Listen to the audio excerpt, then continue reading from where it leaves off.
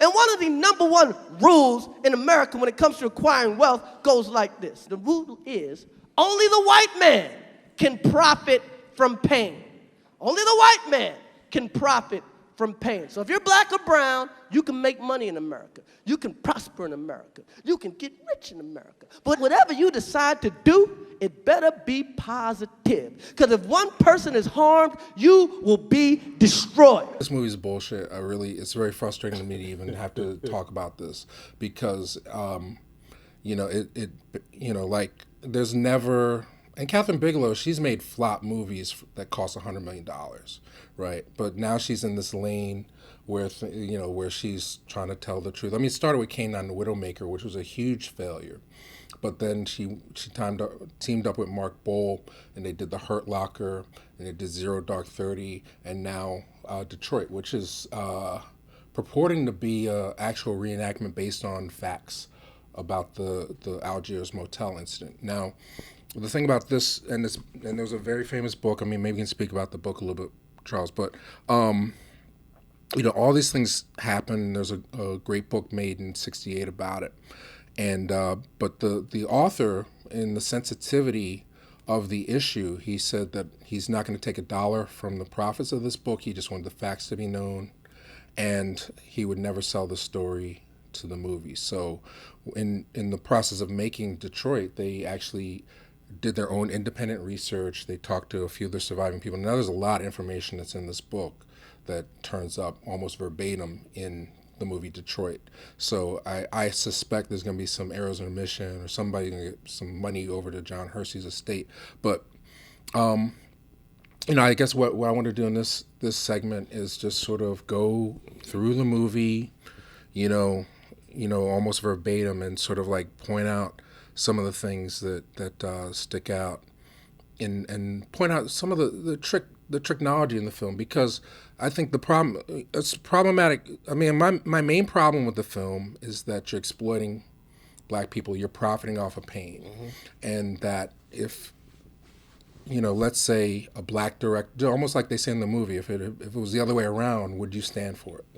So I don't think I want to stand for Detroit on any level, even though it's well crafted. I think, and I'm not a conspiracy theorist, but there's some agents behind the scene on this one, because they're using the pedigree, and I know there's a lot of talented people involved in the film, and but I mean, Kathryn Bigelow's done this before with Zero Dark 30, where she purported to tell what the true story of capturing bin Laden was about. Now, they may have jumped the gun on that based on the information that they had at the time that the government provided. They did this recreation, which in retrospect turns out to be total falsification. Now, a lot of the things that happened in Detroit are documented not only in this book, but in court records and testimony and things. But there are a lot of things that are also changed in the process of the movie. And some of the things that are changed are to the benefit of a white audience having more of an entry point. And we'll get into that. But and as far as the technology, I mean, what off the bat did you see, Charles?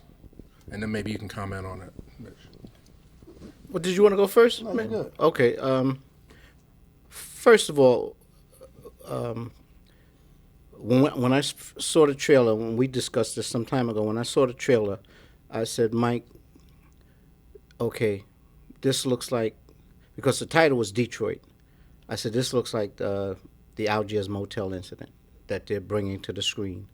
And I said, there's a reason why they're bringing this to the screen, because there's what I call the circumscribed historicity, and the fact that what we have in paralleling incidents in the past that relate to what's going on today, they'll go back.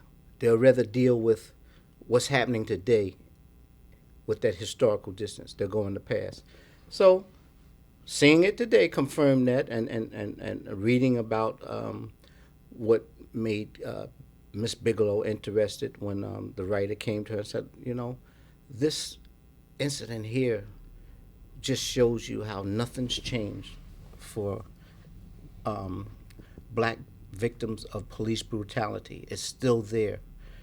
And the tricknology, as far as I'm concerned, is that, as I stated, and we stated collectively, in the first iteration of this discussion is that what Hollywood will give us is their history of us, what they want us to see. As I said, there's what I call the information paradigm. The information they feed us is to keep us in formation. The propaganda, as I was telling Mike, the propaganda is Propaganda,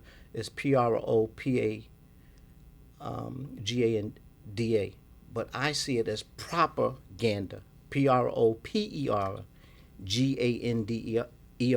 where they want us to see things the way they want us to see it, to keep us controlled. This is how they colonize us.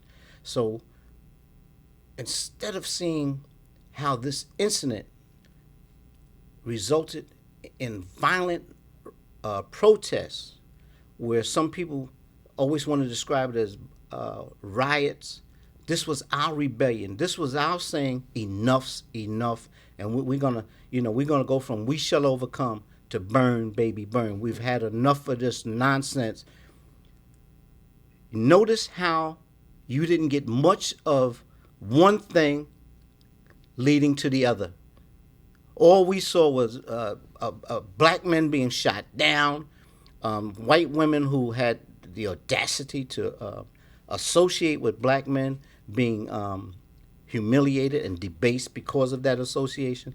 We saw them being treated like they were nothing because they had this affinity with whites or with blacks. They're muting in this film, they're muting what our reaction should be to what's constantly going on today that reflects what's always been happening to us, where they can shoot us down, they can kill us, and rather than be upset by it, that message at the end for me was the person who seemed the most upset by this whole incident, he turned to God. Mm-hmm. He didn't turn to the gun. He didn't turn to what he says in the courtroom that got the biggest reaction in the audience, where this is crazy. We have to do something about this injustice. Why we always have to face this injustice? Why do we always have to feel like we're on trial when the police constantly get away with killing us? Why? Where's this coming from? Yeah, well, it's not a satisfying ending. I mean, do you have any comment on that before I go into some of the facts? Okay, so I mean, for those who don't know, I mean, again, hopefully you're not watching this. I mean, again, I can't recommend anybody see this movie. I mean, Fire Stick, really. Honestly, I don't even promote that, but don't pay to see this ever. So some factual things. So this is centered around the 1967 Detroit Rebellion, which happened in July of 1967, and took 5 days. Detroit burned. I think 43 people were killed. Mostly looters, one police officer. But this was predicated, I think, in the late 40s, right after the war. There was another riot in Detroit, or I shouldn't say riot, rebellion in Detroit. And it happened in the past, but what was predicating the 67 rebellion was several things. One, a lot of it's outlined within the context of this and some other research that I did. So, prior to the rebellion, the police had done there was always constant tension. So very similar to Ferguson, Detroit in 67, and they show at the beginning of the movie, they do this whole thing with Jacob Lawrence's illustrations and Henry Louis Gates trying to talk about the Great Migration to Detroit and how all these people came there seeking jobs. And it's brilliantly done, but what he doesn't do in the beginning of the movie is talk about the fact that now you have a city in the center of the Midwest that is predominantly middle-class black. Yes. So I mean, Detroit is Motown. It's a lot of upwardly mobile jobs, working in factories, Ford, all that stuff. So people came there. They were not lower class on the economic level, but there was a lot of tension within the city because of the fact that they have stuff, but at the same time, the police force is 99% white, and there's constant oppression. Like out of 4,400 police officers on the Detroit police force, how many do you think would be black people? What, today or No, then? at that time, just. Well, he said 99%, so. Well, I'm just saying, just do some math. Out of 4,400 police, how many do you think were? 100. There you go, right on. So about 100 black officers. So right off the bat, the movie sets you up. I mean, in terms of showing how the riot, and it's a lot of the stuff is very accurate to the book. I'm not going to say that they took liberties, but there's certain things that they bend the light to make it a little more accessible for a white audience. So, so one of the things that they do, even though there's this constant systemic oppression within the police force and the way the white there's a whole issue in terms of how the white police force dealt with blacks versus the way they policed white neighborhoods, right? And certainly that's exacerbated by the riot or rebellion. Like, I'm sorry, I'm going to keep interchanging those words, so forgive me. But there had been a work slowdown because these police were under constant pressure, but they weren't getting more money. And one of the things that they said they were working really hard to control the vice in the area, but they still would penalize us if we didn't write enough tickets, right? So they were making a lot of money just doing violations on people, right? And the police were tired of it. They were like, so they actually had a blue flu about 2 weeks before the rebellion, where they actually they didn't show up for work, or they didn't write as many tickets or whatever. They tried to do a work slowdown to get some justice. So they're under tension, right? And then this thing happens at the Blind Pig, it's an after hours club, which is raided. Now this, I don't know if this is accurate, but it's one thing they do in the film to soften this is they show a black cop breaking in, to the Blind Pig to interrogate a stoolie, basically, right? So right off the bat, you get this impression that there are black detectives that have authority over the white masses of police, So I feel that that's a little bit skewed from my understanding of the way the police force was set up, and also documentation from other people that were police officers at the time. Very racist police department. Yeah, well, this thing was layered. To me, definitely showed. It showed so much of our problem. So opening two scenes, we start, like you said, with John Conyers appeasing to the white folks. Well, go into the raid first. That's what sets off the riot. The raid was before that? Yeah. Okay, all right. So, the raid now. I don't know whether the detective was black or white, at all. But in the movie, it's a black man who seems to who was okay, but he has to act like he hates black people. So he goes in there and fakes like he's beating the guy up and everything, but he's just telling him, y'all gotta, get out of here or whatever. But the way he has to act is in a way that he's in line with the white folks. That's why I just did a video the other day saying black people shouldn't be police officers. Because once you're in the system, you got to operate the way the system works. You can't think, I'm going to be a black cop and I'm going to go in there and change this system. You can't change and fix systems that aren't broken. So it opens up showing us that guy. So he's a black man, he's in position, but he's really not doing anything for black people. In fact, he's treating black people crazy in front of white folk because he got to show them how much he's down with them. Maintain that fear. Yeah. So then it goes into, what's the guy? He was the congressman. Well, wait, it's just the start of the riot. That's okay. Like the rebellion. So they basically the problem happened. The white police force, the uniform cops, are also going to break into economy printing at the same time, but they couldn't get through the back door. They couldn't bust the lock. So they had to bring all these people that they're going to take in the paddy wagon through the front door. And that's what creates the disturbance that sets off the rebellion. So, but then the way the rebellion starts, problematic for me in the sense that, they haul everybody off, and they're like, okay, it's same business as usual. We're getting hauled off again. One of the kids like, I'll see you next Tuesday or whatever the thing is. And all of a sudden, somebody just picks up a rock and breaks into a thing. There's no anger at the police. It's just somebody decides to like break into a store, and then there's mayhem.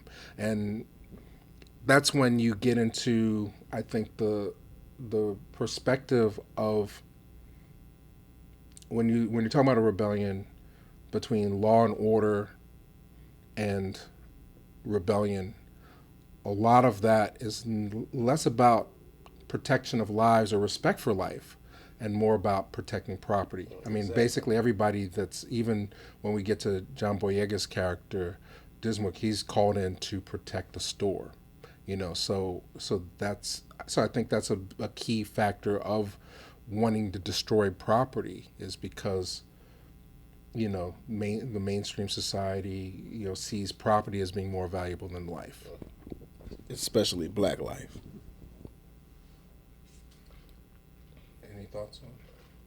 Well, the cause, historically, the cause, because this whole thing happening in Detroit was sort of an anomaly. We had riots going on in Harlem, Newark,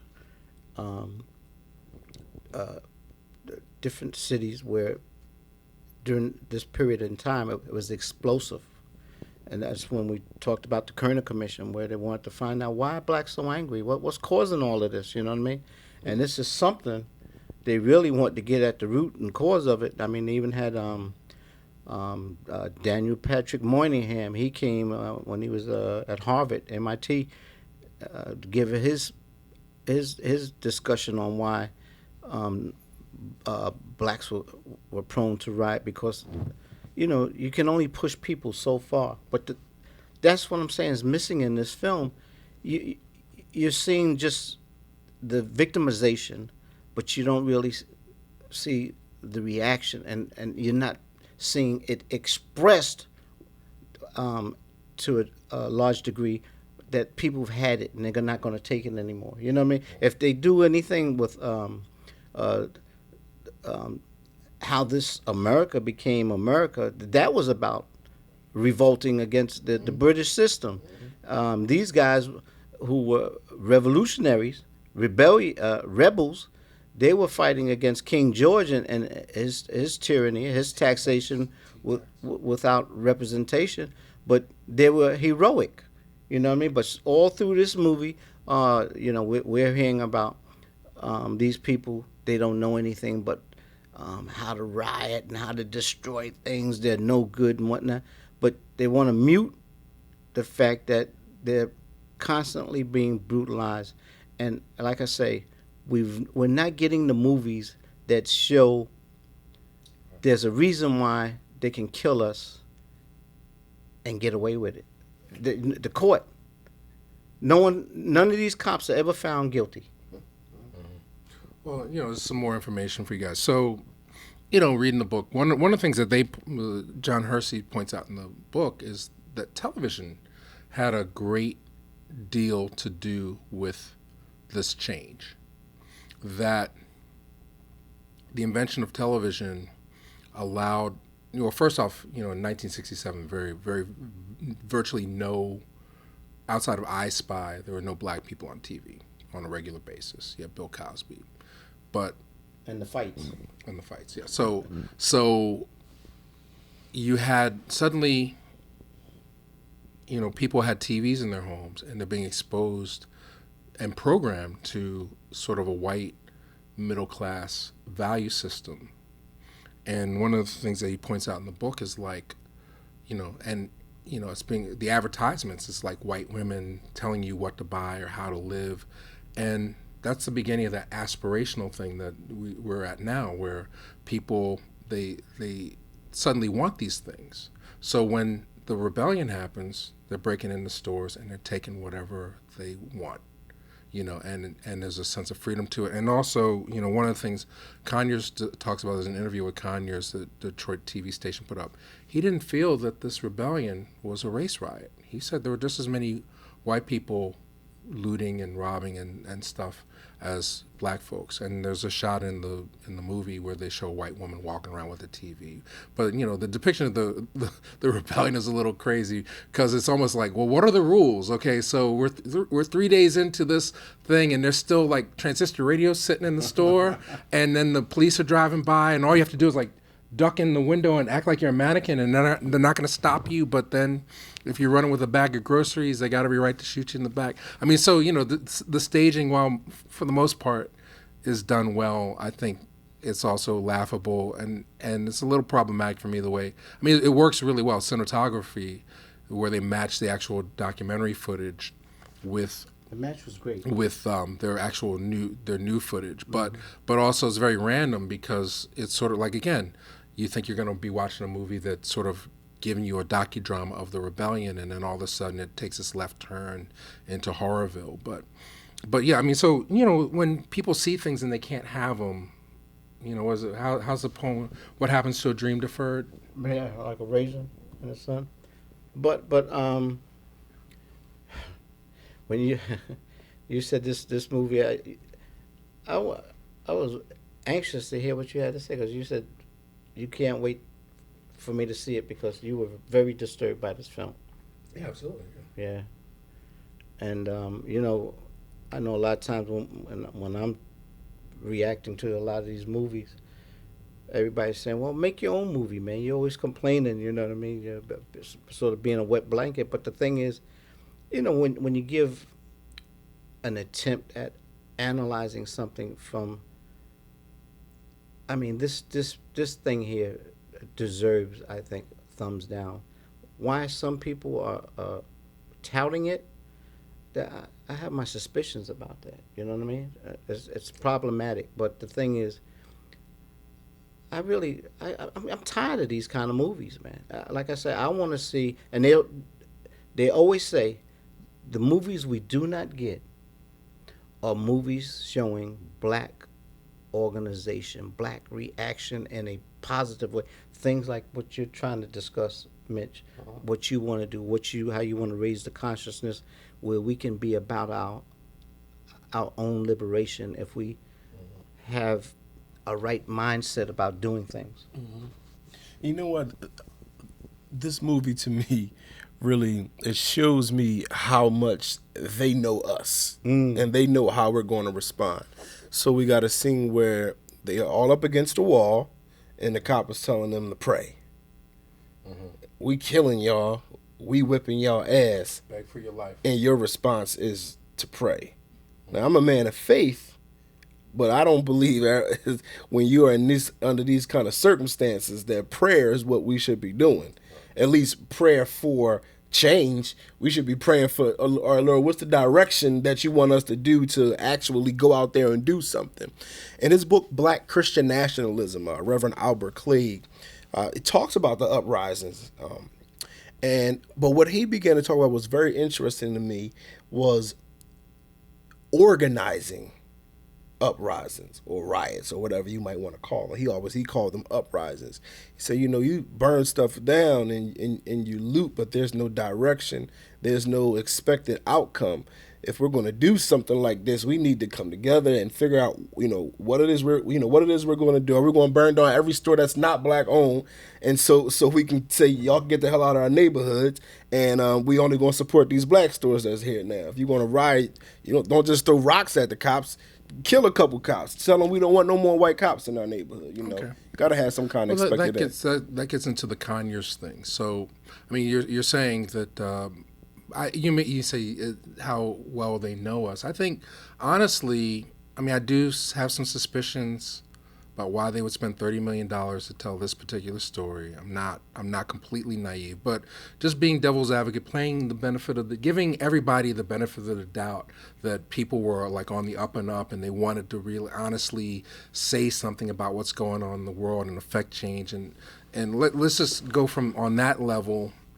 I think that there is a disconnect. I think that, and maybe it's authorship, maybe, and we talk about this all the time, who gets to tell our story. I just think that if you're going to tell the story about somebody else's culture, one, do the research to really try to understand the truth in that person. And I don't really feel that anybody's character was developed on a level where you really, outside of caricature, where you could even get to that level of like, okay, they really understand why these people are rebelling, right? So just eliminating that, I still think that, and understand, Annapurna is independent production company that's on the come up. They've made a lot of really trend-setting movies and gotten lots of Oscars and attention, and they're considered very left, within the Hollywood system.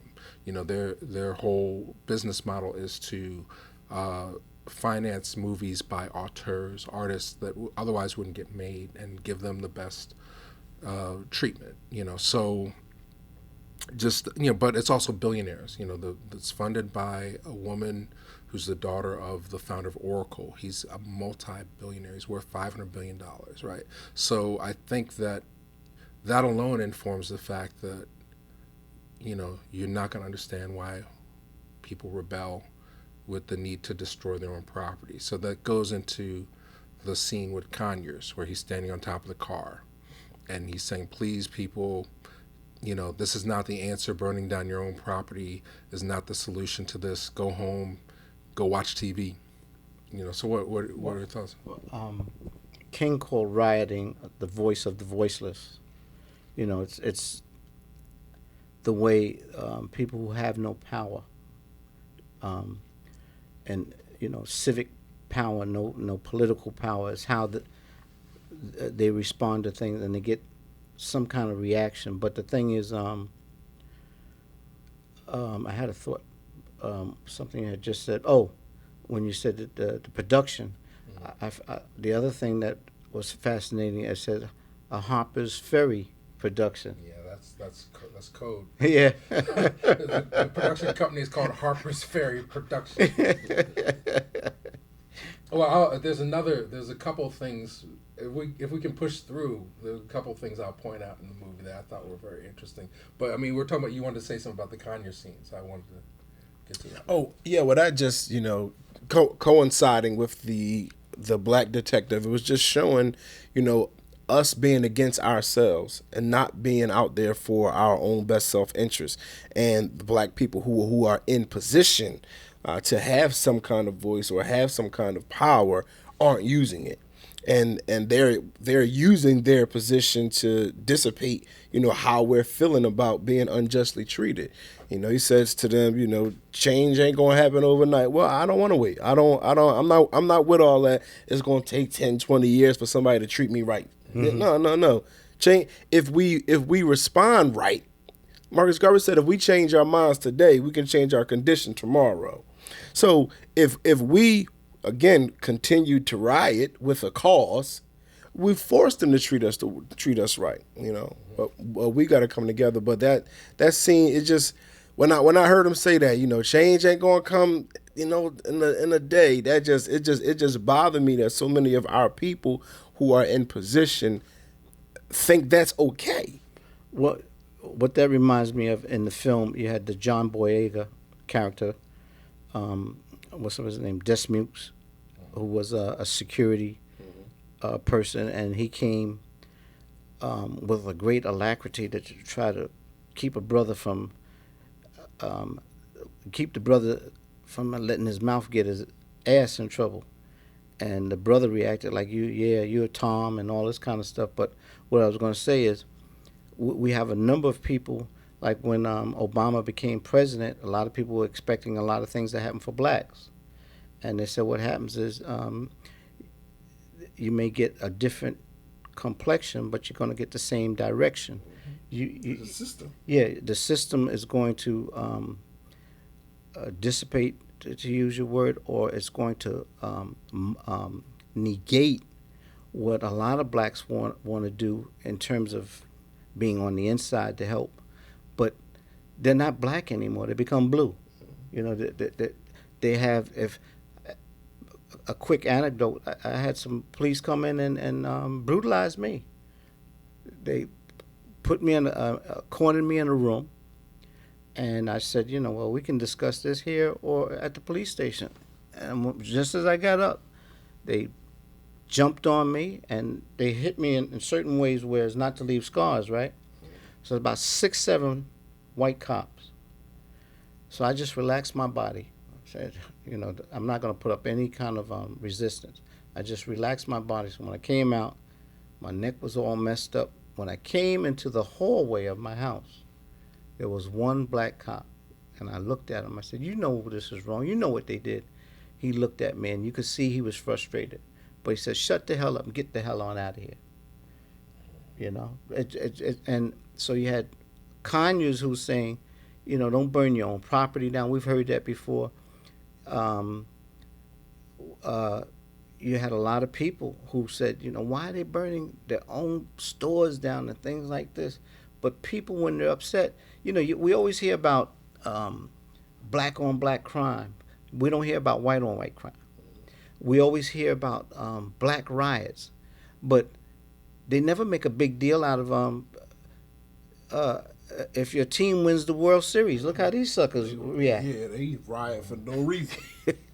But they always put us in this thing where they want to make us look different, and that's why they just had a study come out. There is a reason why continuously, and this goes to confirmation bias, a term I was discussing earlier, when these juries sit and they can see Rodney King getting his butt beat, they can see black men and kids being shot down, you can have Freddie Gray, he's going into the car and he's being brutalized in the back of that car. But when the juries have to decide, it's like Justice Taney said a long time ago with respect to the Dred Scott decision. Whites have no need to respect black lives. They see us as animals. We're projected as animals. These kind of films come out, and there is propaganda. There's Tricknology to them. These films are coming out with a purpose. They know that this film is needed at this point in time because not just black folk, but a whole lot of people are ready to go ballistics. They saw that with the Affordable Care Act, the attempt to just dismantle it and really create death panels. But everyone is upset, and black folk, white folk, everyone's going to go crazy. And TV, yes, TV did play an important part. A lot of people don't realize how important TV was to getting civil rights passed, because what happened is, right quick, you can show what we've been saying for years, that we've been brutalized. They'll say, well, he went for his wallet. We've heard that story and whatnot. But even when they show things with the camera, still the decision is still the same thing. But the thing is, what TV showed comfortable white America was they couldn't synchronize the creed of what America's supposed to be and the reality of what America was when they were showing people going across the bridge in Selma, the fire hoses being poured on people who just wanted the right to eat where they wanted to eat, because this is supposed to be the land of the free, the home of the brave. Everybody is supposed to be the same, and they're showing you the brutality that was leveled against a people who just demanded equality. Well, also, we're talking about 1967 television, also on TV, Vietnam War. So 60s, as we all know, it's a big time period of revolutionary change globally. And, revolutions were happening in virtually every country. We were just getting rid of colonialism, and I think, the Black Power movement was a reflection of what was the changes that were happening in the United States. Vietnam was happening. Now, I think one of the reasons that Kathryn Bigelow would be interested in making a film like this, she's always worked on dealing with war. She's staging these scenes where they actually say this is like a war zone. Mm-hmm. And one of the reasons, like I talk about the blue flu, these people after 2 days of rioting, they're under a lot of duress. Everybody's working extra shifts. They can't get home. There's a lot of frustration that ultimately leads to this Algiers incident. Now, but as I said, the first character that we really identify with, that's not captioned, that we actually follow someplace, is Krauss, the white police officer, who basically is tagged as the villain, as opposed to like a systemic thing. Now, the writer would say that he wanted to make a film, he says he wanted to make a film that didn't have a happy ending, where it was just these forces that are outside of the control of the people are influencing what's happening. But if you look at the movie, it's pretty much, I feel like I would disagree and say that there's a traditional 3-act structure here at work, and that there is a protagonist. As much as I hate to accept the fact that Larry is the protagonist, he is the one character that we follow the entire time, and we see it change. Now, whether I like the change, if I feel good about it or not, the movie... Cleveland, you're talking about, right? The singer, Larry, Algie, the one who has the dream, the one who dreams of performing, doesn't get a chance to perform, and then ends up finding God at the end, basically. So he's the only character that changes. Everybody else virtually is the same person they were before. They're not really influenced by any of the events. So if you're just looking at dramatically, he is your protagonist, Krauss is your antagonist, and then you have other characters that are going through the journey with them. Yes, that's a key thing.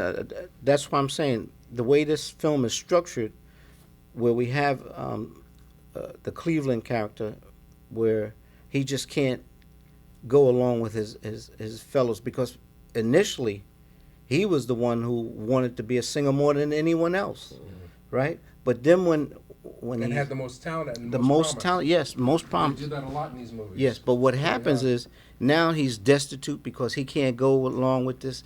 He has been traumatized by this whole thing, so he writes a church. Could you hire me as a choir director? And the guy said, well, you may be overqualified. He said, I need a job, right? But the thing is, the guy said, well, why don't you go sing in one of the clubs? What did he say? It's police there. And white people there. Yeah, it's not safe. It's not safe. So what's that saying about you, man? You've been beaten down. What happens to a dream deferred? You've been beaten down, brother. That's what they want to show you. You can't fight the system. This is the guy we're seeing at the end. They did that crap with Birth of a Nation. I didn't talk about the ending, but I didn't like the ending. The ending of Birth of a Nation did the same thing, where the young boy who exposed the whole rebellion, now they're showing him fighting within the system. He becomes a soldier. He becomes a soldier. Yeah. Yes, there's all kinds of tricks. You want to go down the list of tricks? Are you guys ready for the tricks? Yeah. All right. Okay. So I'll throw them. I'll just throw these out. These are observations I've had after seeing the film twice. All right. So chronologically through the story. So the first time we see Krauss, he's had a rough day. It's kind of weird because it opens. He's saying like, "Wow, I don't really have anything against these people, but this is like a war zone, and something needs to be done. Like we can't be out here being cops. It's not really our job to fix this problem. But wait, what about this nigga over here?" And he jumps out the car and chases this guy with some grocery bags. And this actually happened a day before the motel incident. This man chased innocent looter, and had $5 worth of groceries, and shot him with buckshot in his back, and then shot him again as he was trying to get over a fence, and the guy literally died in his own blood underneath a car. So that's an accurate restaging of something that actually happened during the riots, the rebellion. So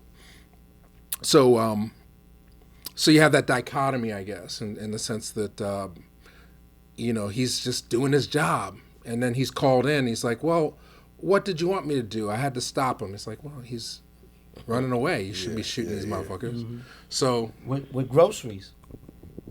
Oh, and there's a line. They actually have the same line as in the book, where they said he was a great specimen because he could run like a block with groceries, and after he was shot, he was still running. He's running for his life.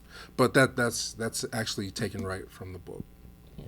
And that just shows still in 2017. Crazy thing in the movie, he don't even get put on desk duty or nothing. He kills the guy. They talk to him about it, and they send him right back out the same day, back in his car. Well, not only that, he says, I'm recommending murder charges, but go ahead and go do your job. But I guess that whole scene, as far as Bigelow is concerned, was an expository scene where we're seeing the consciousness, the attitude of this character, so that in the later part of the film we understand them, because he explained himself quite well in this earlier scene. Right, but I mean, you can paint a picture of a villain that is much more complex than what they attempt in this movie. Like when I'm watching something like this character who is obviously a racist and conflicted, and he's, my objection with the film is that the whole system is racist and he's just a cog in the wheel. Like I would have, like some of the bullshit in the movie, like when the guy escapes, so and the guy says, "Who would do that to you? Oh, I'll take you, make you safe." I'm like, get the fuck out of here. Well, that's as I told you, when that scene was shown, we're talking about where the white cop saves. Well, you think the guy, he runs into the white cop and you think he's done for. Yeah. And the guy said, "Who would do that to you? Let me take you to the hospital." That's the balancing act. That's that balance. The Brad Pitt part in 12 Years a Slave. We're not all evil. Yeah, but the thing is, how about the fact that they're doing what they're doing to try to intimidate and scare these guys into revealing where this gun is? So one cop, he thinks someone has actually been shot. He shoots the black guy, kills him. Well, let's go back to that. All right, so there's a few things with once they invaded this thing. So, I'm taking my information from the book. They claim that they did their own independent research. So there's some things that are mentioned in the book that they disagree with. So one of the things. So going into the day of the thing. So Yuki is a private detective. Now the trailer is a little misleading because you think he has a little more agency or power within the situation. Basically, he's considered an Uncle Tom by a lot of people because he's working for the system, or he's a security guard protecting property or whatever. He was one of the 4 people charged. In the book, they say that the John Boyega character I'm talking about, hit a guy in the head with a rifle butt and slammed somebody's hands, crushed somebody's fingers. So they say they accuse him of being complicit in some of the brutality.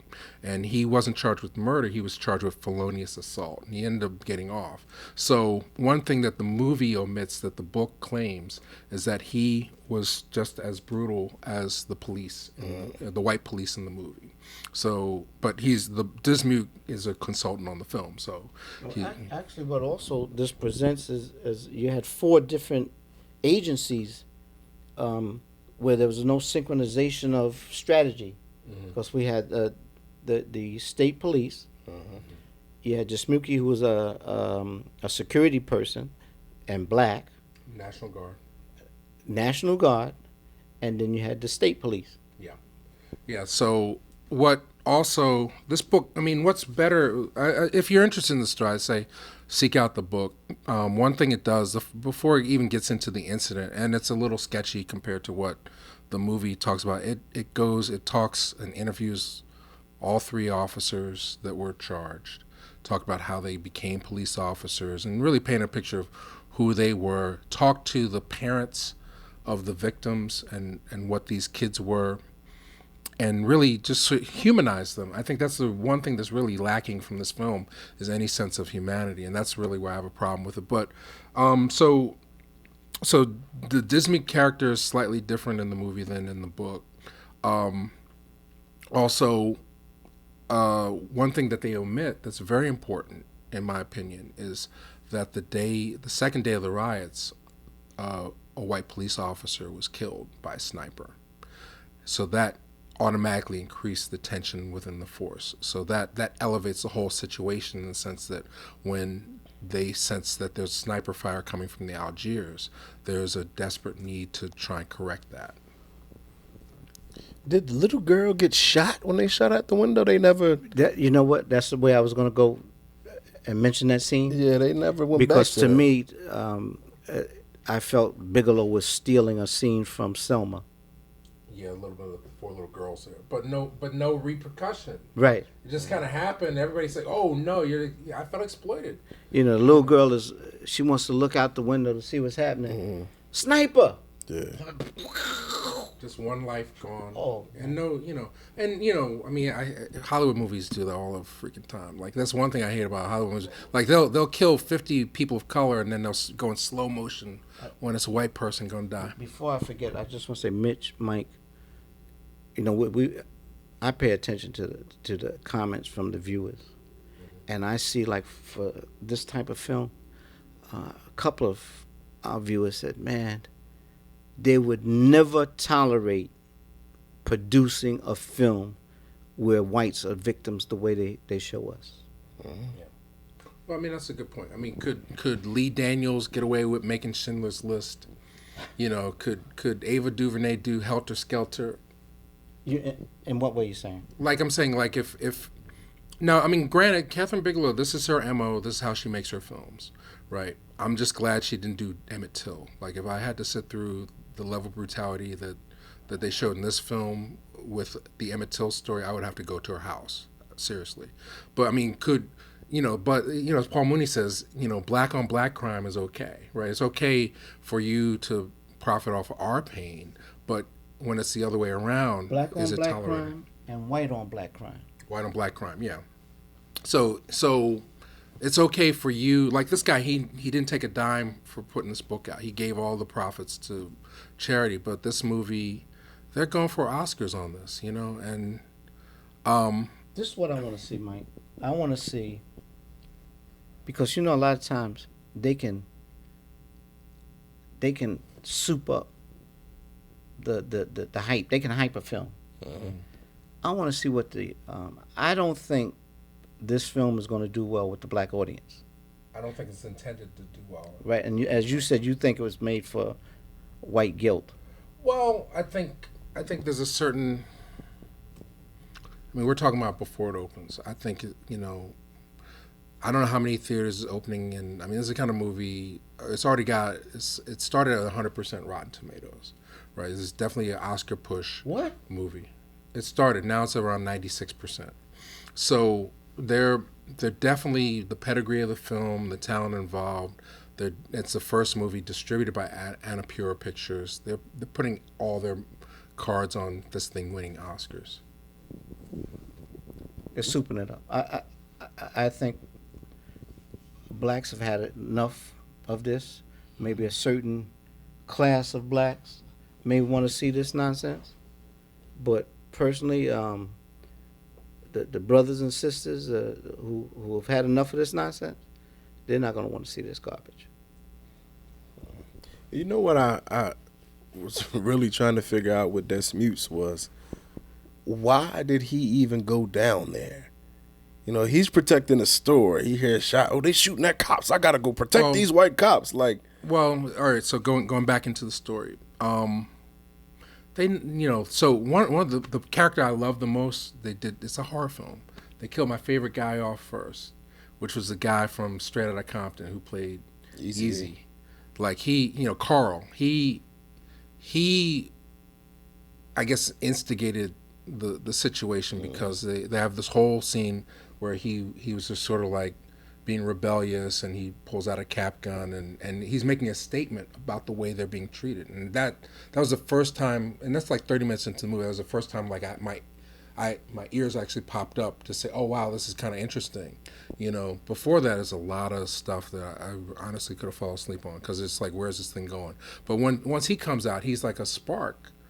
But the way he goes out, it's just like, man, they punked him. Yeah. That was crazy. Yeah, this movie sucked. Well, I'm saying, comment on it. Let people know. I mean, people feel the same way. Yeah, it's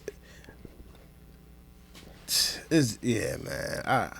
This joint got me speechless, and and I speak for a living. All right, okay, so we'll move. All right, so all right. Other things about the Algiers Motel. This is a low rent motel, and in Skid Row. I mean, they kind of make that clear in the dialogue. One thing that so Carl. Explain the white girls, Mike. Yeah, I'm gonna get to that. But just to clear up on Carl, so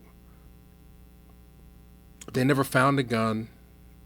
One of it's a MacGuffin in the film. Mm-hmm. Like they show you the gun, but then logic, if you're just following conventional logic and wisdom within the storytelling, like everybody that's lined up against the wall saw Carl shoot the cap gun, Mm-hmm. right? So if they're being brutalized to the point where they're being hit in the head and stuff, wouldn't that be the first thing you'd say? It's like, oh, well, maybe you thought it was just a cap gun. Right.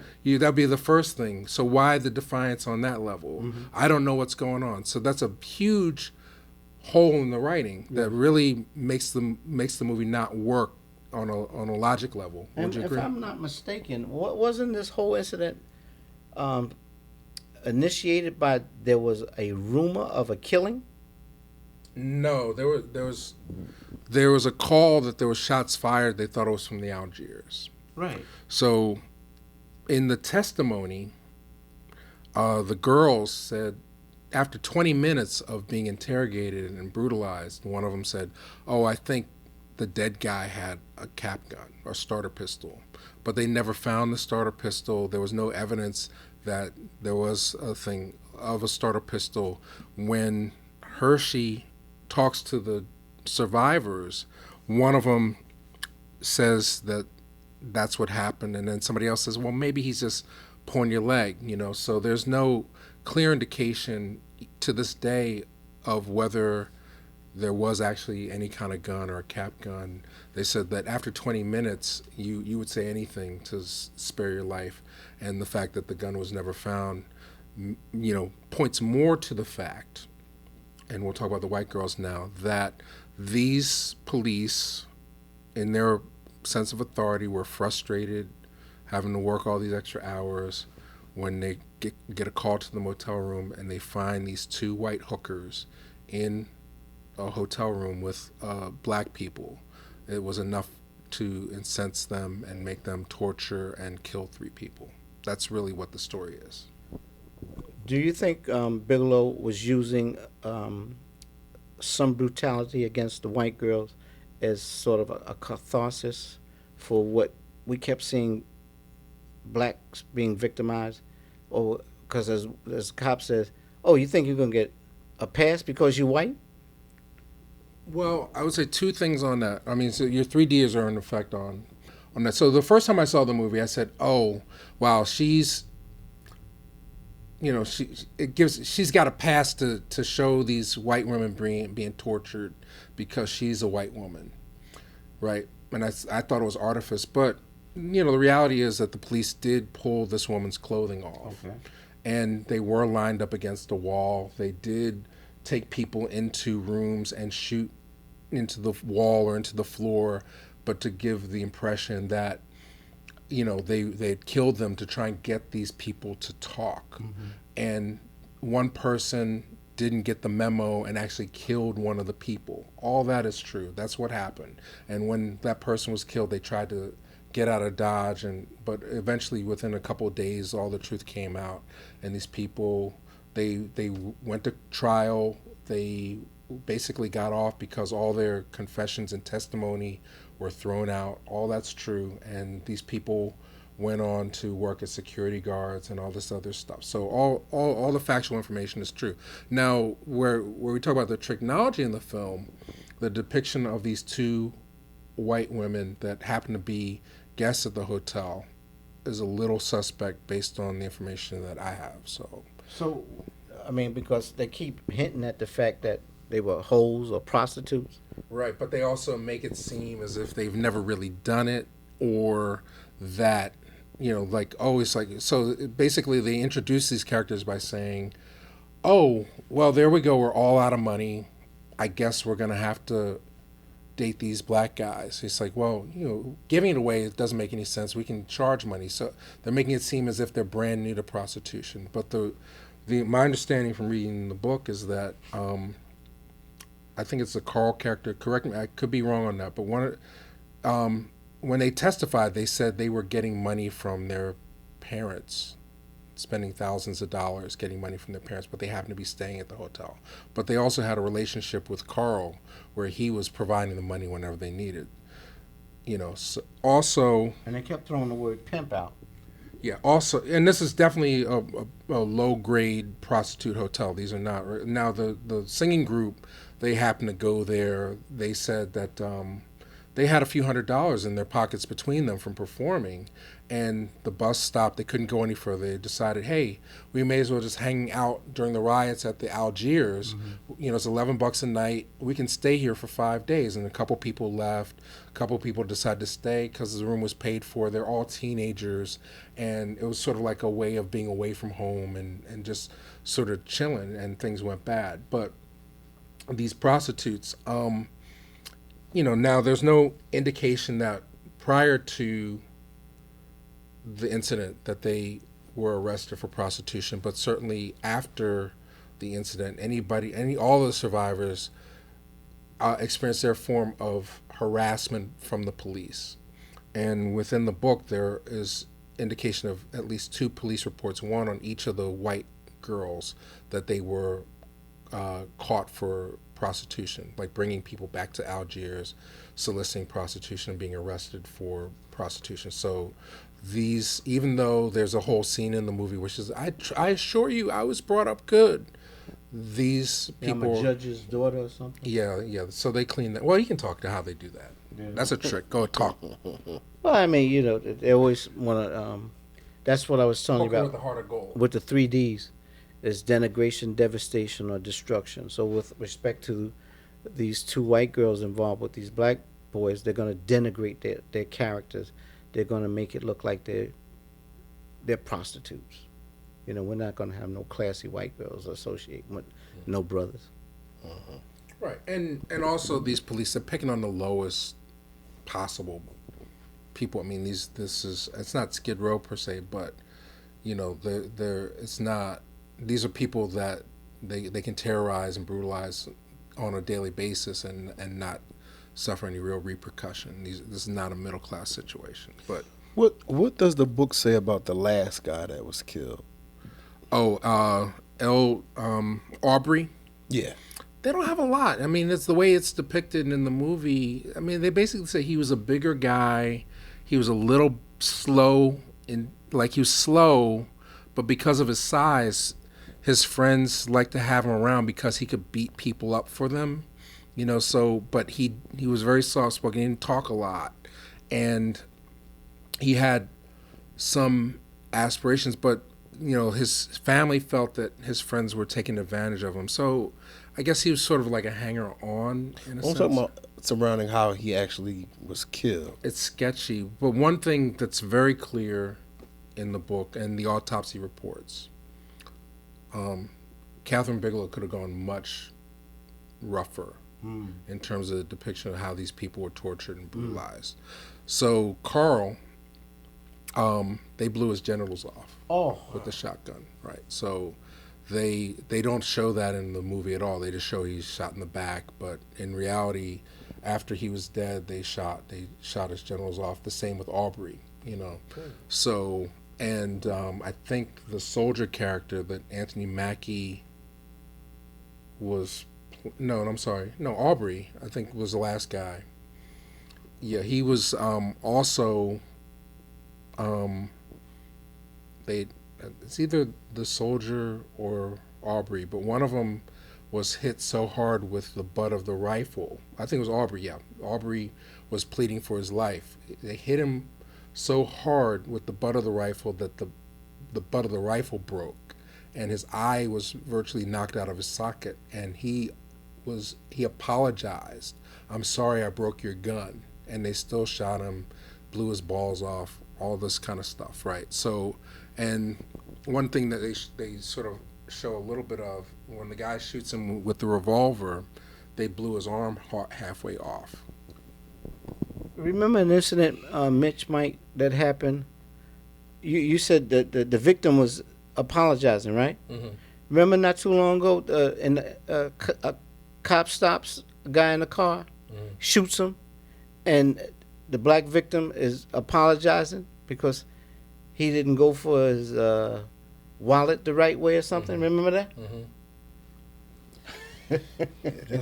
Mike, you hitting it on the head by calling it a horror film, because that's what it is. As I'm just recanting everything in the movie, it's just making me upset. Like I really, like I've already made a conscious decision to not watch any videos of people getting killed. You know, don't tag me in it. I'm not sharing it to bring no attention to it. I don't want to watch it because it's traumatizing. I don't want to watch it in the movies either. I don't want to continually see us being beat down. Yes. Right. Well, yeah, it's structured like a horror film. Once they get them all together in the room, it becomes a horror film. Even to the point where at one moment they kind of halfway escape.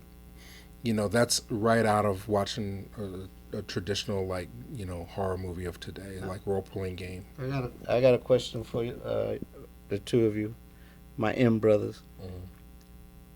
Is Sam Jackson going to complain that John Boyega he can't relate to the real brother? All right, well, we can. All right, so Dismute. Yeah. And there's a lot of British actors in this movie. Even the villain Krauss is played by a Brit. You know, lots of great actors. Benga Kinabe is in there. You know, who's been on the show, and the Roots do a fantastic song at the end. You know, Ephraim Sykes, who we interviewed for Hairspray. I mean, top-notch cast. Jacob Lattimore, who was in Slight, plays a part. Just really like amazing cast in the movie. So, you know, I just don't, you know, without a sense of redemption, the whole movie doesn't work for me. But I don't blame. I think everybody gave it their all. So, but you know, so just playing with the facts. So, all right, so these white women were hookers. Don't think they weren't. They were hookers. Definitely hookers. Definitely hookers. This is a prostitution den.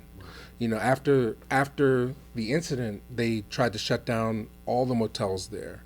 You know, and there was a lot of harassment because it was just a prostitution den. But then again, the city was making a lot of money off vice. And then, you know, as we know, within the police system, if you have to work that district and all you are doing is busting black people for pimping and prostituting, then you're gonna devalue their sense of life anyway. And anyone who's pimping knows that the big money is when he's got the white holes. Because there's a scene where we had a pretty black girl. She was all by herself, but the white girls were busy. Yeah, as you taught me, the game is to be sold and not told. But Charles says, grass don't grow in the mud. You got to have that white. If you want that grass to grow, if you want that money, you can't be messing around in no mud. But anyway, we're making a little side there. But anyway, hopefully you're still with us. All right, so let's see the other parts of the movie. So all right, so they're in the torture chamber. Everybody's going through their stuff, and there's some stuff that this code in there. One of the things, I mean, we talk about how when one guy manages to get away, how he's consoled by the good cop, and then also the sergeant is sort of, you know, he doesn't condone Krauss's behavior, and there's a sense that all these guys are inexperienced enough, you know, like it's almost like he had to teach him to. He basically says like, look, you know, this is not a self-defense shooting. You know, you shot this guy in the back and he didn't have a weapon. It's when he draws a weapon that you can prove self-defense. So now all of a sudden they got a whole bunch of pocket knives. Also the scene where one of the guys said either you're stupid or what was smart. that? Or smart. Smart or stupid, yeah. So Boyega. So Boyega. I'm jumping around. So Boyega's character. I mean, you know, he may or may not have been complicit in the actual action. He was charged with, hitting people, and there were at least 2 people that testified that he was part of the brutality, and that could be black police showing up for the white cop. I mean, there certainly was a situation Go where along to get along. they wanted to restore order, and I'm sure these people, they were not. I mean, the movie wants you to identify with them, and certainly nobody deserves anything that, you know, this is a fucking horror story, right? I'm not gauging, but I'm saying that these people are very easily targeted because of their class system within Detroit. This was a hotel where it was all black, and there's a lot of pimps and prostitution. So it's very easy to victimize those people. Is that fair to say? Is that wrong? Yes. Okay. All right. So, because we love everybody, and Black Lives Matter. Question. Mike, Yeah. Mitch, is rioting or rebelling, to give it a more positive aspect because of how we've been victimized, is it justified? Is it justifiable? To me, it's definitely justifiable. To me, if tomorrow we bought AKs and just start killing cops, would be justifiable. To me, if we, I don't want to go too far. If we totally revolted against the government completely, that's justifiable to me. Because if nobody has the right to tell the oppressed how to respond. Mm-hmm. So whatever way, and James Cone talks about this in his book, Black Liberation Theology. You know, if we want to respond by committing genocide, it's our choice. Mm-hmm. And we justify it because we are being oppressed. So it's like if I punch you in your face right now, I start punching on you. I can't say that if you stab me or shoot me, then that's not justified. I don't have that. We justify our own actions and our own response to oppression. Now, would riots be wrong if nobody was doing anything to us? Yeah. But under the circumstances, it's like the white kids when they riot for their sports teams. Mm-hmm. That's unjustifiable. There's no reason for you to do that. Soccer team. Yeah, it's no reason for you to do that. But in our case, it's a reason. Because I told Mike, I said, Mike, there's certain things you can't say because people will look at you like you're crazy. I know some of the comments is, that's not God's way, to think violently. You know what I'm saying? But I told you how I felt. I want to see a movie called The Making of a Militant. And remember the Congressman Scalise was shot down when they were playing baseball? Mm-hmm. Yeah, a few weeks ago. It was this guy's still in the hospital, right? But the thing is, I said, this guy who did this, he was upset with the system. And that's how he reacted. But whenever we talk about reacting like this, they have a way of describing us as in a certain way where it's wrong. But this whole government is the result of violence. And it's crazy because you say, people say it's not God's way. 75% of the Bible is God telling his people to go to war and kill people. Mm-hmm. But for some reason, they want to take 3 or 4 little verses and try to wrap everything around, turn the other cheek and make us feel like it's wrong to fight your enemy. When from Genesis to Malachi, the entire Old Testament, that's war.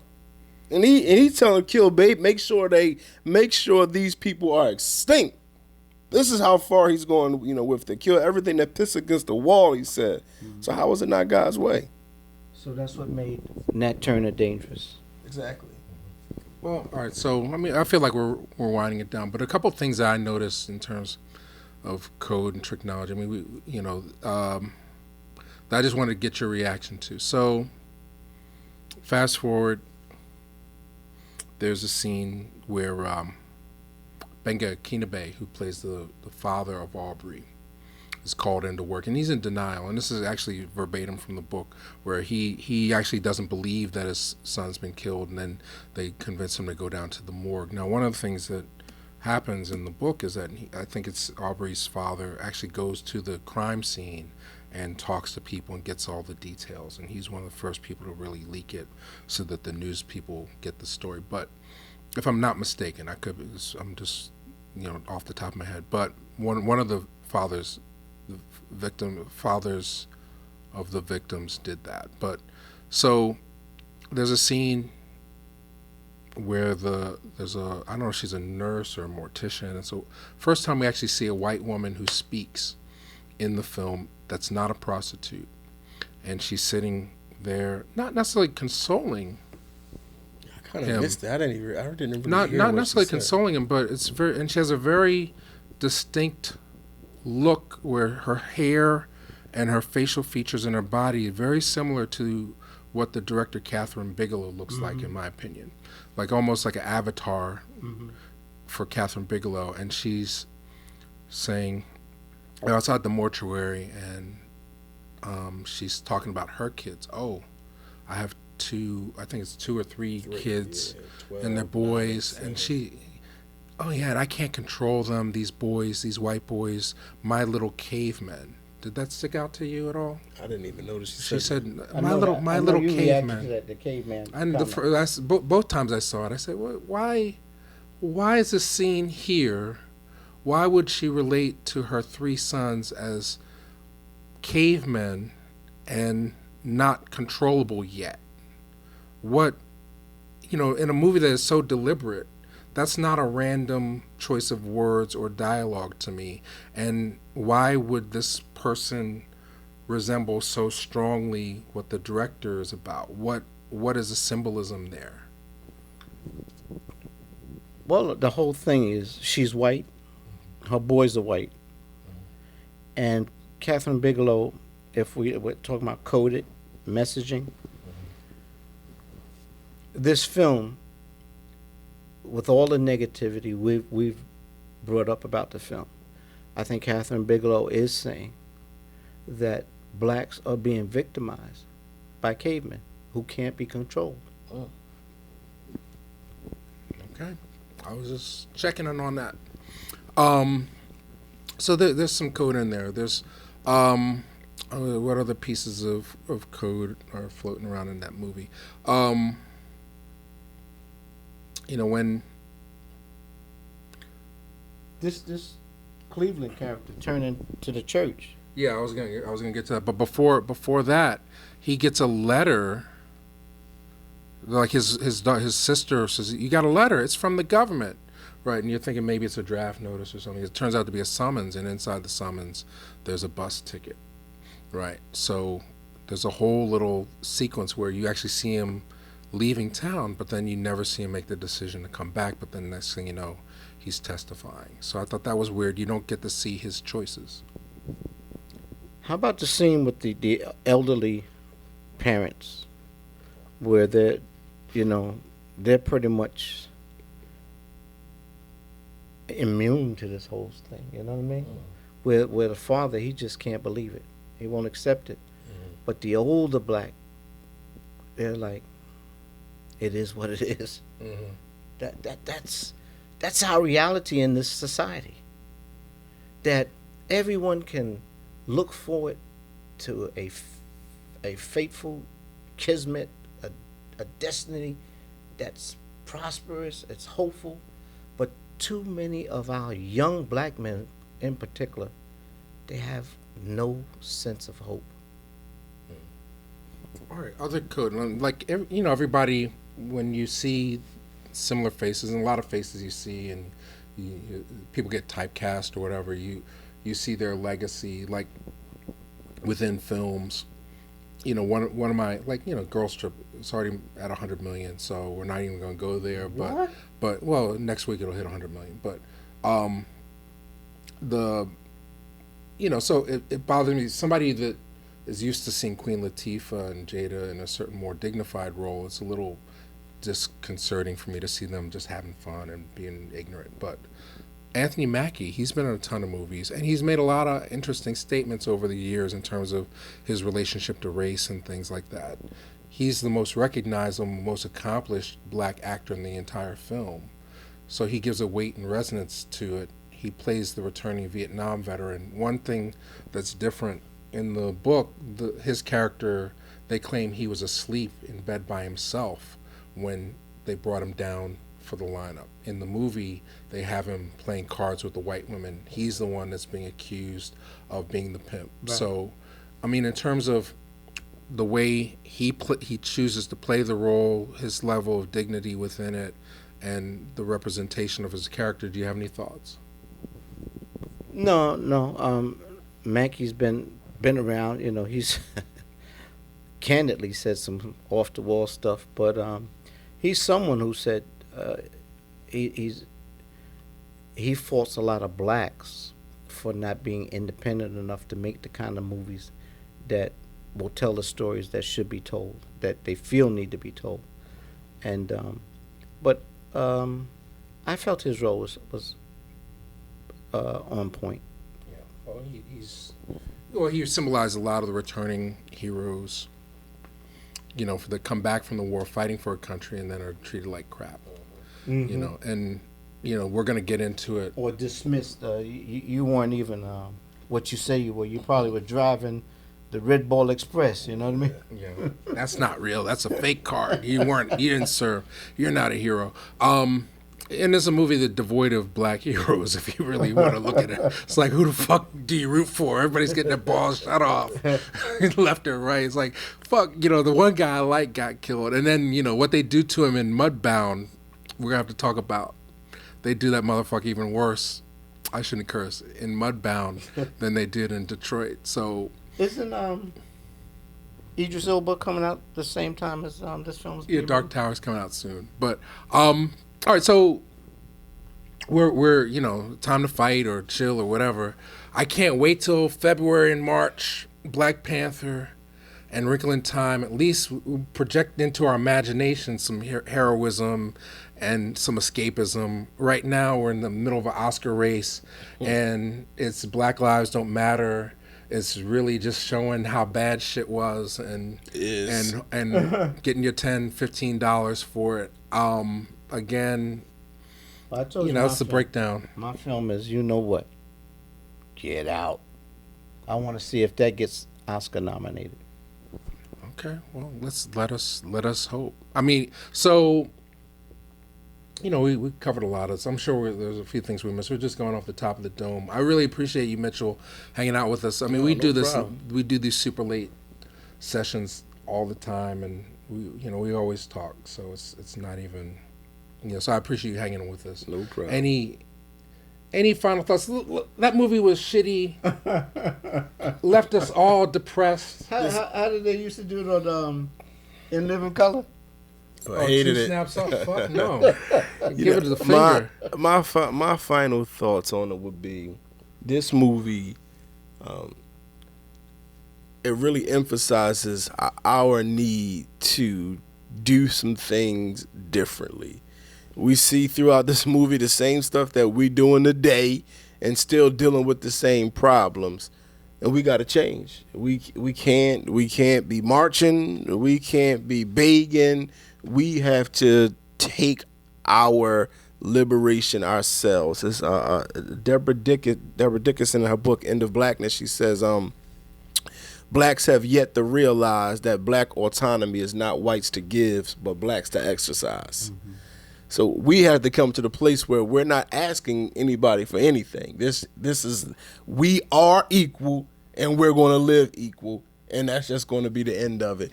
And we can't keep operating the same way we have for the past 40, 50 years and expect change. Ditto. Well, keep talking. I want to read a passage from the book. I got to find out. Well, one thing, I made the comment whenever we see these so-called films based on true stories, I always said, I always like to go to the different sources on it, you know, to see how much on the screen is valid or if it's invalid. You know, it's this period, Mitch, Mike, the 60s. That's a period. We need to look at that period. That was a very important period. Those Definitely. 60s, those Yes, revolutionary. It was a counterculture age. We had the Vietnam a response to Vietnam. You had the hippies, it was a countercultural movement. You had the civil rights movement. And what you had was people across all political spectrums just saying, enough's enough. And what they did in response to what was happening with all the rebellion against this system is they made sure that they would get to the institutions, the universities, and they had the think tanks go and tell these people, hey, listen, get your act together, start filtering the message. You know, the gatekeepers saying we can't allow people to see this society for what it is, and that's the way they can control us. And as Marsha McLuhan said, the medium is the message, the medium is the massage. If we're not cognizant of how this media is being used to control us, we'll never get the liberation that we're seeking. You know, and one of the things we have to stop doing, I don't care if you're a black nationalist, black conservative, we can't separate on the few things that we differ on. Exactly, yeah. We got to find some common ground. Yes. And that's one thing they don't want us to do. So this whole system is based on a strategy of divide and conquer. Mm-hmm. These kind of films, what I say, the Tricknology is, these films promote a strategy of divide and conquer, because right away there'll be a number of people saying, these guys are crazy. What do you mean? They ain't like that film? Or if we say something, oh, man, what have you done? Make your own film, you know. But the whole thing is, as I told you, communication, how important it is. We may not always have to see eye to eye, but that won't stop us from being shoulder to shoulder, to come together, not to turn on each other, but to turn to each other for ways on how we can bring about a liberation. Mm-hmm. And when you learn how to watch these movies, because they, you know, who was it who said, of all the arts, the most important is the cinema. As a propagandistic tool, that's a powerful way that America has sent this message all across the globe, that the white man is superior, mm-hmm. and every other person on the face of this earth is inferior to him. And we looked at the recent studies. You remember the doll test? Mm-hmm. Well, you research, you look up maybe 6 months ago, they had studies that came out that said that the self-esteem of young black boys is still low from watching the tube, the boob tube, the media, and it's not as high as it is for white kids when they watch TV. Mm-hmm. Because when they watch TV, they always see white men and women, especially white men, in positions of leadership and power. And all of this, you know, are people without a belief system, a cultural system that is about them, then we're doomed to failure. That's what Marcus Garvey was saying. You know, a people without a history of their roots, their history is like a tree without roots. Words to that effect. You know, Marcus Garvey a long time ago was talking about black is beautiful and how we have to see ourselves as beautiful, because this system here that we're in is nothing but a system that is based on the exploitation of people. You look at, you know how we went to school and we learned how you mix colors? Mm-hmm. What is it? How do you get green? You mix yellow and blue. Yellow and blue, right? Well, how do you get white? you put green together. If you got all the green in the world, the blacks can't hang around. That's gentrification. It's through money. You know, that's what's happening. You look at Harlem. You look at what they want to do with all these coming over to Yankee Stadium. They're in Bedford-Stuy.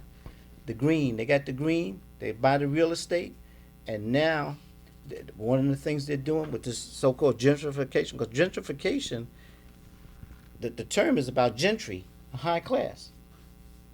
It's class.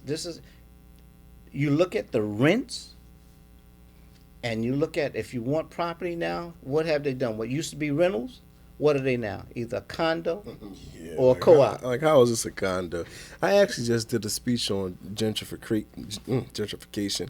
So that literally defined as the process of improving or renovating a district to conform to middle class taste. Mm-hmm. And what it does is it eliminates a particular class. Yeah. Yeah. What it is, and not just class, because when they say middle class taste, they ain't talking about black people. They talking. They're just talking about white taste. You know, this is the new way of redlining. Yeah. You ain't got the bread, you can't move here. Then they got a board. These co-ops have a board. And I'm cool with it. Because I'm a separatist. Okay. So I mean, living with them hasn't helped us at all. I don't know why we would ever want to be integrated with these people, as no race in this world has been able to successfully cohabitate with these Europeans. Nowhere. Well, I have a paradigm that integration caused our disintegration. Yes, it definitely did. When you look at the history of, when you look at Rosewood, Wall Street, Black Wall Street, we were prospering because we weren't ready to get on a bus to go to their schools. We weren't desirous of living amongst them. We had pride in ourselves. We had good black teachers. We learned the black history from our teachers. We learned about our pride, to take pride in our heritage. We were about each other. But as soon as they said, okay, now you're integrated. You're integrated. And even Martin Luther King said... fear integrating my people into a burning building. Yes. You know? Integrating them, you know? I don't know how that idea got so big. He would have never been able to convince me to walk across the bridge to get beat up. You know what it is, Mitch? When you have been deculturalized and have not been treated to your true heritage, you see yourself the way your colonizer wants you to see yourself. That's true. As a zero. They're heroes, we're zeros. So this is why Brother Umar got into trouble when he said he didn't believe in the interracial relationships. Mm-hmm. And when I spoke about my study on interracial relationships, as I told one commenter, I said, I'm not saying I'm for or against it. You can't dictate people's heart. But I don't want to see people get caught into something where a lot of our rich black men are getting involved with people outside of their race. When they die, where does that money go? Mm-hmm. You know what I mean? And if we don't see our own women as beautiful, and if we don't see the importance of being with our own, every you know what I say, birds of a feather flock together. Mm-hmm. People, that's natural. You know what I mean? People can fall in love with who they fall in love with, but I don't want to go after someone because it's a status symbol. Mm-hmm. It's a trophy thing. You know what I mean? I look at a lot of these brothers with plenty of money. If they ain't white, they're very light. You know what I'm saying? Mm-hmm. And I think what's happened is that's a consequence of what people say we're still struck with colorism. Yeah, definitely. You know? Maybe you should have highlighted it. Yeah, I can't find it. But basically, I don't want to mess up the book. It's kind of a hard book to get. But yeah, basically, Two things just in terms of closing. There's a line that's representative of what I was looking at, the diatribe in the movie, is that they say at the end of the trial, where it's like, if it was the other way around, you wouldn't tolerate it, right? So, that's my feeling, like, in terms of this film, if you're depicting black victimization within a motion picture with this level of detail and grotesqueness, without a sense of redemption or justice, and claiming that it's art, that was your intention to do something that was anti-Hollywood in terms of structure, where you're basically putting people in a situation where there's no sense of redemption or victory or catharsis, then I would say think about it in terms of, like, if this were a film made by black people about white people that were victimized in this way, would it be in the consideration for Oscars? Would it be getting 100% Rotten Tomatoes, or would it be shot down? And we kind of had that the same time last year with Birth of a Nation. We know what happened with that. So I think there's the double standard that exists within justice for these people that were victimized 50 years ago, victimized to this day, in terms of the Freddie Grays and all the hashtag of the week police brutality murders that would happen. I think that we really seriously need to question and really demonstrate some economic power in terms of, are these the kind of movies we want to see? If not, don't go see them. Fire stick. If it's something you want to see, if it's right for discussion. I think we've gotten a good discussion out of it, but I don't necessarily know if it's been super enlightening. I think it's all stuff that's already reinforced. It's just an opportunity to discuss it more. So. And then two things that did come out of this situation that are not documented within the film. I guess in '73, Coleman Young became the first black mayor of Detroit. Not sure how that worked out over time, but it did lead to a little bit of reform within Detroit. But Detroit, after the rebellion, it was never the same. There was a great deal of white flight. A lot of rich people. Motown left Detroit. And economically, it's not been the same ever since. But direct result, after the cops got off, local activists staged their own mock trial, where they took the same information, had people that were at the trial, and they did a tribunal for the community. And Rosa Parks and John Killens, is that the writer's name? They were a part of the jury, and they staged this thing. Just to give catharsis to the people, so they could find these police guilty. They could be exposed to the facts. Now, the mainstream press, the Detroit Free Press, did not make it the same front page news that it did when the actual incident took place. It ended up next to the comics,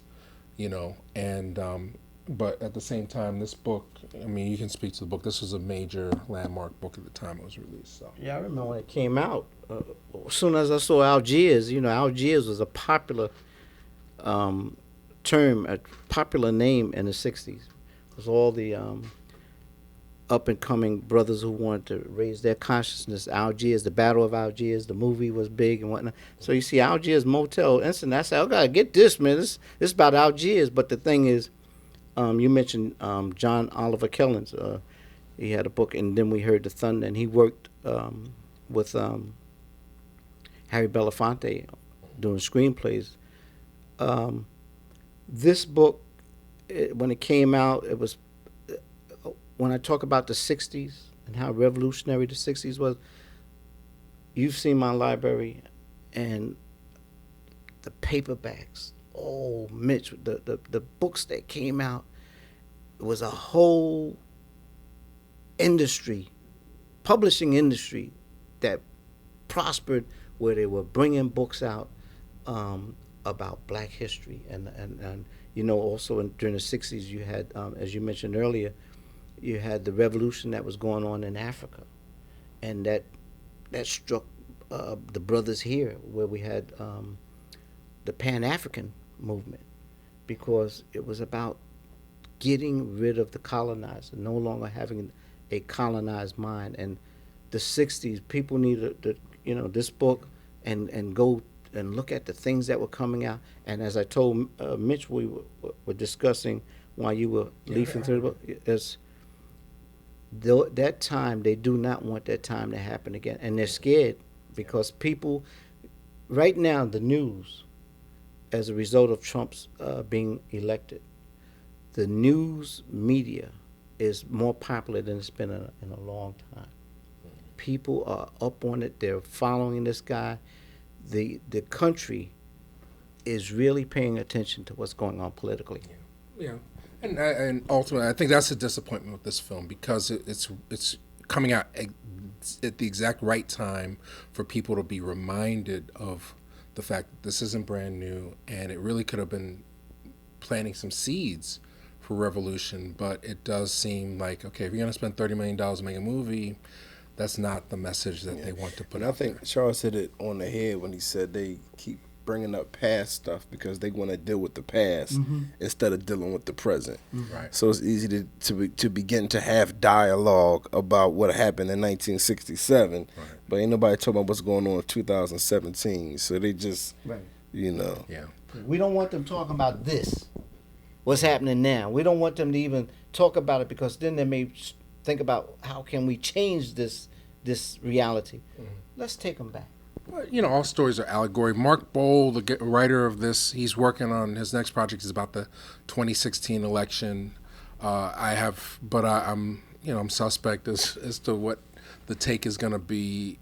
But yeah, people, you know, I feel like people that watch this, and if you've sat through it this long, you know, hopefully we've given you a few seeds planted that at least give you a sense of hope or counteract what the messaging in this movie are about. And maybe if you've seen the film, you know, if you've seen the film, maybe you can point out some things that maybe we didn't discuss in terms of Tricknology and just trying to reinforce the status quo upon the audience.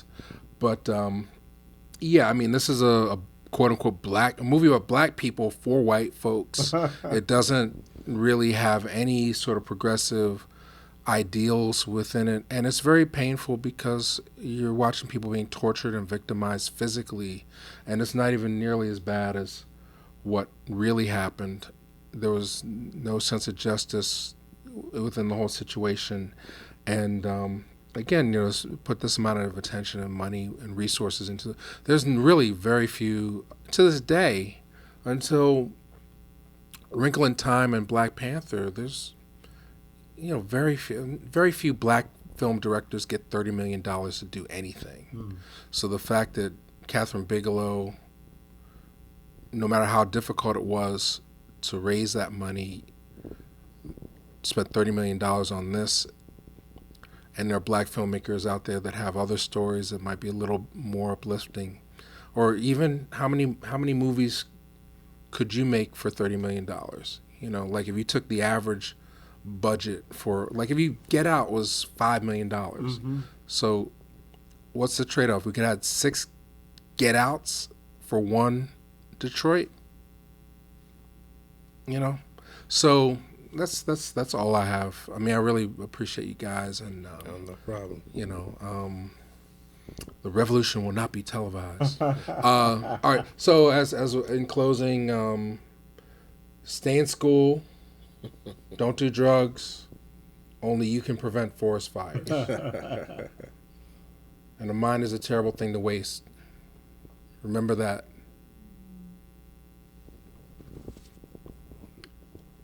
Peace and blessings. Thanks for your time, and be well. Organize and revolt. Hey fellas, Melvin Desmukes. I'm with United Security. I'm guarding that grocery store across the street. I come bearing gifts. Oh, thank you. That's nice voice. Hey, all things considered, this is pretty good. Thank you. I don't have my usual appliances. I ain't got any sugar. I don't push your man.